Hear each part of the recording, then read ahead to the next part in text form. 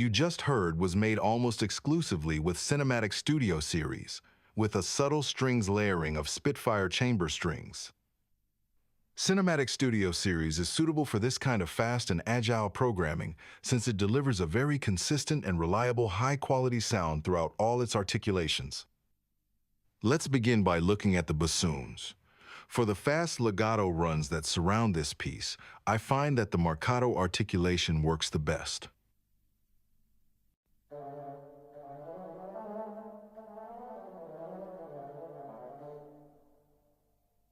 I've chosen marcato overlay for a more energetic attack, which triggers a spiccato articulation in the beginning of every note that is controlled by the velocity. Here's what it would sound like without the spiccato overlay.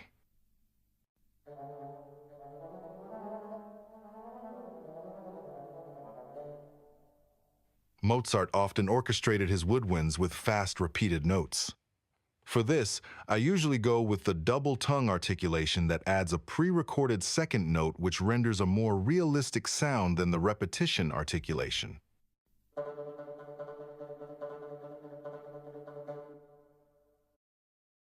Compare it with repetitions.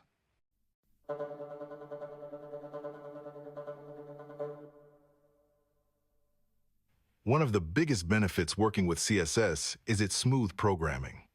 Setting the track delay to -60 milliseconds, you can copy and paste phrases to any other instrument without having to do almost any additional programming.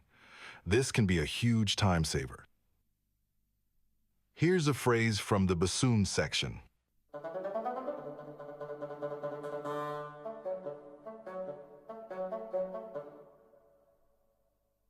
Here's what it sounds like copied into the string ensemble section with no additional programming.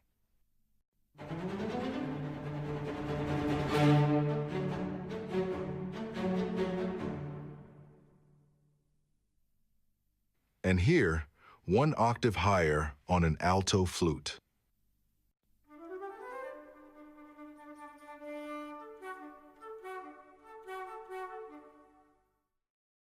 Another benefit with programming CSS is that you actually only need to work with CC1 for the long notes. Compared to other libraries out there that need tweaking on both modulation, expression, and vibrato, Cinematic Studio Series can be a lot more smooth and easy to work with. The higher values of the modulation has a rich, impressive dynamic fullness, and going down in the CC, the volume gradually drops. On value 0, the sound's completely muted.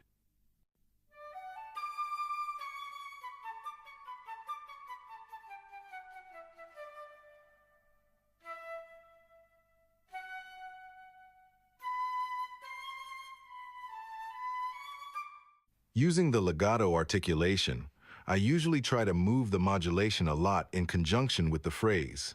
In some libraries, this can sound weird, but I find that it usually works without issues with CSS.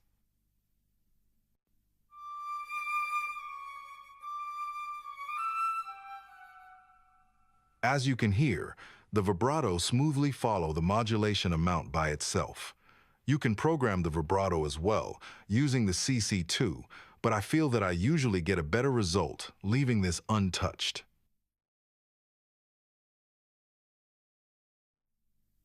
Let's take a look at the mixing.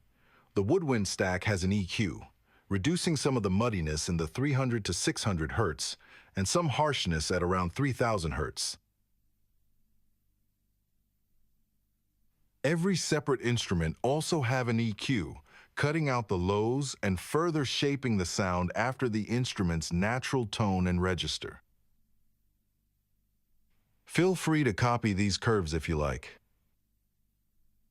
Going on, I have an insert of the plugin Bloom, an adaptive EQ that smooths things out a bit and takes away boxiness. Here I use the preset Full Range Woodwinds. I've also added a plugin called Room Widener. This helped to widen the section that is pretty narrow by default. It also works a bit like a reverb, mirroring some of the sound to the other side of the room. Both these plugins are subtle and barely noticeable, but I think they add something. Here is a comparison with them on and off.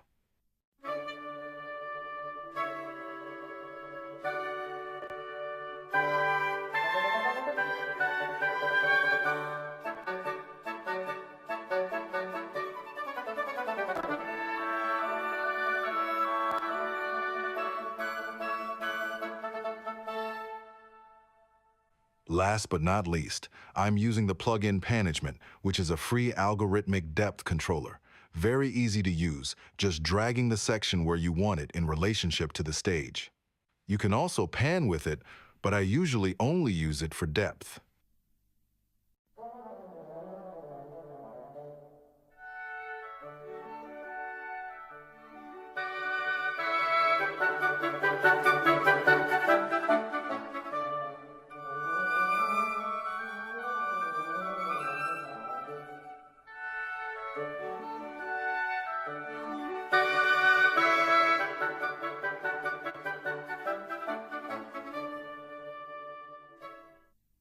CSS is recorded in a studio and not a scoring stage, and therefore, it's a particularly dry library. Here is what it sounds like without reverb.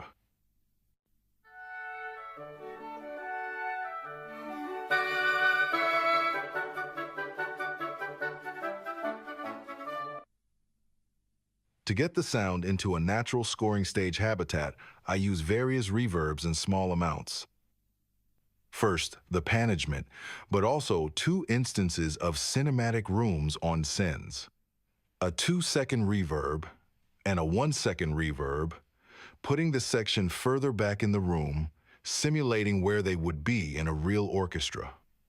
Finally, I'm also adding a bit of 7th Heaven straight on the master track.